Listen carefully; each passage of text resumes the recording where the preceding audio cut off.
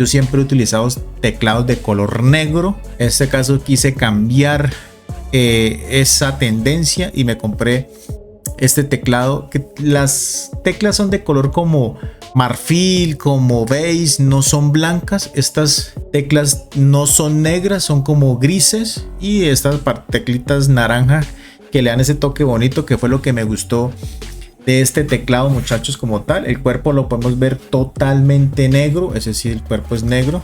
Me parece que tiene un cuerpo bastante rígido, no se dobla con facilidad, pesa como unos 600 gramos más o menos, pude leer en las especificaciones. También me llamó mucho la atención la forma de conectarse. Aquí tenemos en la parte de atrás el switch, que es para conectarlo por cable, por Bluetooth y por conector inalámbrico.